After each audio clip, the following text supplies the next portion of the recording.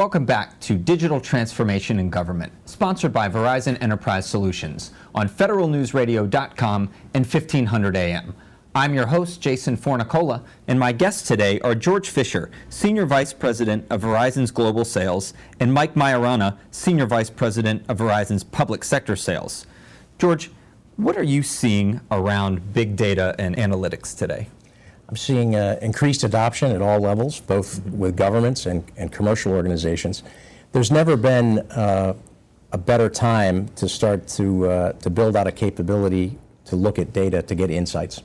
And some of the items around cloud processing and how the cost and the economics of having massive capability to compute have changed. The ability to have connections like IoT, so that you're collecting a tremendous amount of data. So big data gives us the capability to get insights that could not be seen before. So the opportunity is almost unlimited. There's technical applications like in security where we're collecting millions of events and we can identify patterns and changes and predict important trends that could save time and money and prevent bad things from happening. There's retail applications where we're being able to see inventory patterns, logistics, consumer buying trends that allow decisions to be made faster, save money, and create growth. So to me, as you look at commercial applications now with the government, there's tremendous opportunity, and it's talked about a lot now, but clearly it's accelerating, and over the next 5 years, you're going to see a lot of very pragmatic solutions applied.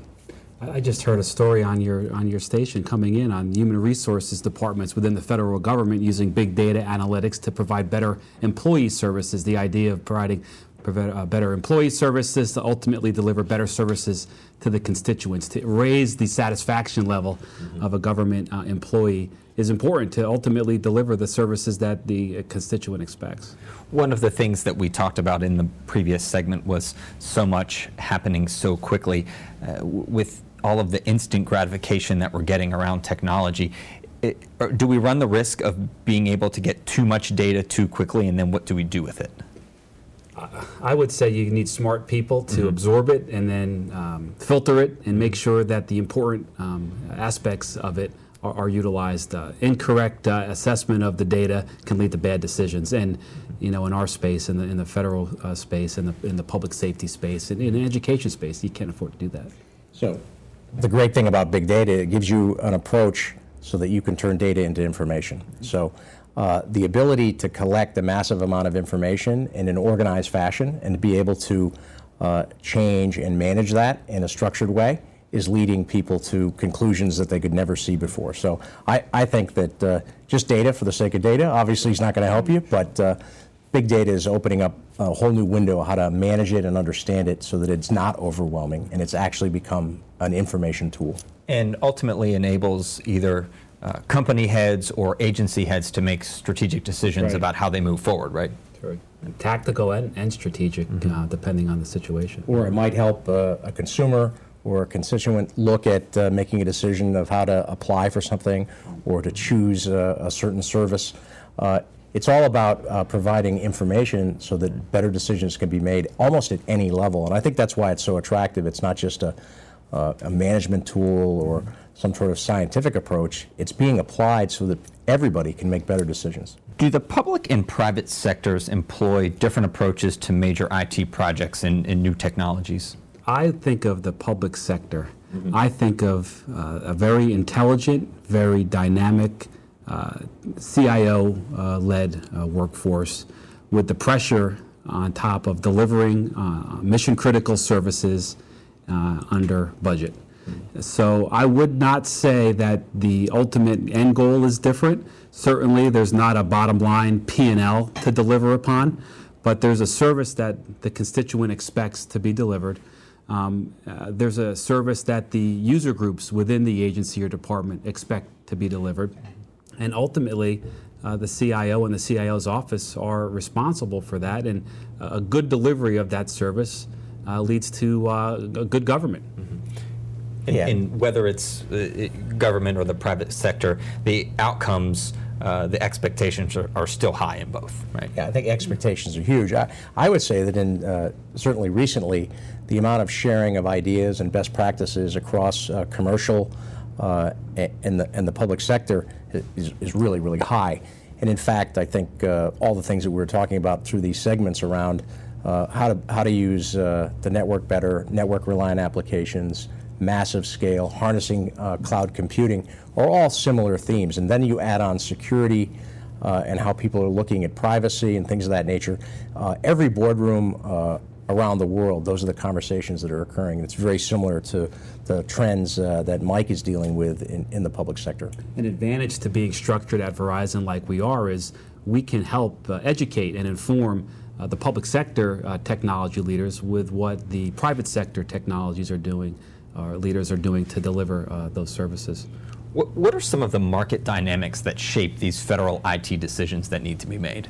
Time, budget, personnel, the ability to deliver a mission-critical service. And think about just the public safety segment, your 911 business, if you would, your military operations, your homeland security operations. There's no opportunity to make a mistake, to be late, or to be over budget. So our government partners are looking for companies to help them get along, and ultimately companies that they can trust, that have done it before, that have prior record of performance, that have referenceable data, that has been done. What we try to do in government also is share, if it's been done at X department and it's been done well, and there's a blueprint for success, we want that to be replicated and mimicked. It helps the government because it's quicker to market. It helps the limit the risk and reduce the risk for the CIO because he knows his or her peer has already tested it out. And it's a major means for us to share and exploit the services that we're delivering. Earlier, you talked about some of the federal requirements around technology. How can partnerships possibly help with that? Well, I'm glad you mentioned that, and I'm sure that I've got a whole lot to tell you here. Government is expecting solutions, okay? Verizon has a terrific bevy of solutions that we can bring to bear internally, but in many cases, government also expects application development, for example, which maybe we don't do per se. Verizon is very aggressively reaching out to and absorbing and creating partnerships with large system integrators as well as small 8A companies to be able to put together the complete solution that government can go to one stop using one contract vehicle, also easy procurement, and really defining a package of services. George, you want to add to that? Yeah, it's impossible to do business in technology today without having successful partnerships. Whether it's content or best practice, that combined with the de-risking component we talked about is absolutely critical. So I think in many cases, public sector organizations have led the way of managing partners or a group of partners to specific execution. So we see that trend everywhere, and it's just going to become more and more important part of any kind of technology execution. We're using partners as an extension of our account-facing sales force, for example. We're using partners for infrastructure. We're using partners for professional services. And we're using partners to go to market faster with the variety of existing procurement vehicles. We're going to pause here for a short break. My guests today are George Fisher, Senior Vice President of Verizon's Global Sales, and Mike Majorana, Senior Vice President of Verizon's Public Sector on Digital Transformation in Government, sponsored by Verizon Enterprise Solutions. I'm your host, Jason Fornicola, and you're listening to federalnewsradio.com and 1500 AM.